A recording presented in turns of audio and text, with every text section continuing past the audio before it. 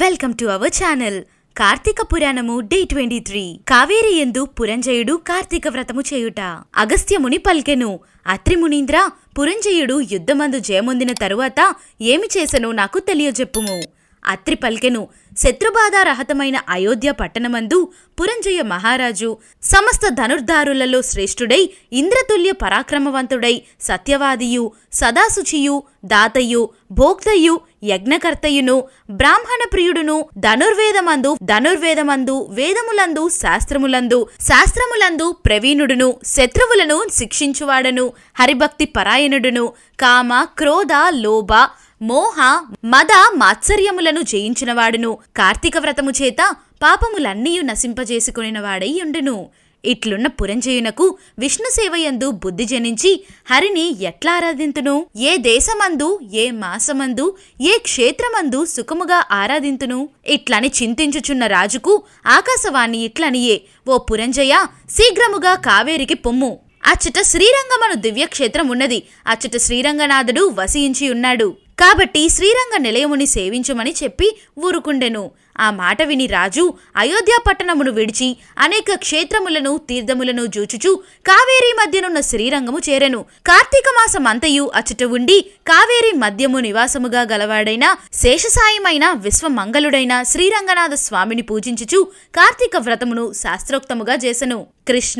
కృష్ణాయని గానము చేయుచు, గోవింద, వాసుదేవాయని నిరంతరము కీర్తించుచు, విష్ణు పూజాపరాయణుడై స్నానదాన జప హోమములు, దేవాభిషేకములు చేయుచు శేషసాయి శ్రీరంగరాధుని విధియుక్తముగా ఆరాధించి మాసమంతయు ఇట్లు వ్రతము సల్పి మాసాంతమందు ఉద్యాపన చేసి తన పట్టణమును గురించి బయలుదేరెను.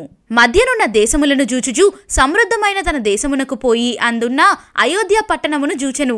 ఆ అయోధ్య అనేక రాష్ట్రములకు అలంకారమై సంతోషముతోని పుష్టితోనూ కూడిన జనులు గలిగినదియు, దృఢముగానున్న ప్రాకారములు, తోరణములు గలిగినదియు, అనేక వర్ణముల గల పతాకములు గలదియు, అనేక భటులు కలదియు, అనేక దేశ వాసులతో కూడినదై ఉండెను. అచ్చట బ్రాహ్మణులు, సర్వశాస్త్రవేత్తలు, క్షత్రియులు, శత్రు సైన్య భేదకులు, వైశ్యులు, సర్వరత్న దాతలు, శూద్రులు, సర్వ సంపదలను అనుభవించువారు. అచ్చట కులస్త్రీలు గుణవంతులై, సర్వాభరణ భూషితులై, పాతివ్రత్య పరాయణులై ఉండిరి. ఓ అగస్త్య మునీంద్ర, అచ్చటి మనుజులందరూ తమ తమ వర్ణాశ్రమ ధర్మములందు ఉండిరి. పురంజయుడిట్లున్న పట్టణమును చూచి సంతోషించును. యథా రాజా తదా ప్రద అన్న న్యాయమును బట్టి రాజు న్యాయవర్తనుడైన ప్రజలను న్యాయమందే యుందురు గదా. పురజనులందరూ రాజు వచ్చుట విని వేలవేలుగూడి ఎదుర్కొనిరి. రాజు పట్టణమును ప్రవేశించి నది మొదలు ధర్మయుక్తముగా భూమిని పరిపాలించెను.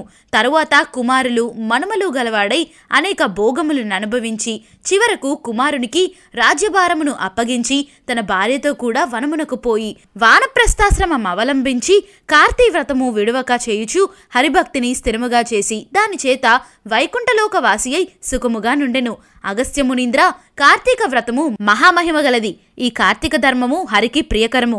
కార్తీక వ్రతమును చేయువాడు పరమ పదమును పొందును. అవసమై చేసినను ఉత్తమ గతి పొందును. సమస్త సౌఖ్యములను ఇచ్చినదియు కలికల్మష నాశనకారియునైన కార్తీక వ్రతము చేయని మనుష్యుడు దుఃఖమును పొందును. హరిభక్తి యుక్తుడై శుచితో ఈ అధ్యాయమును వినువాడు సమస్త పాతకములను నశింపజేసుకొని పునరావృత్తి రహితమైన మోక్షమును పొందును. 23వ రోజు పారాయణం సమాప్తం.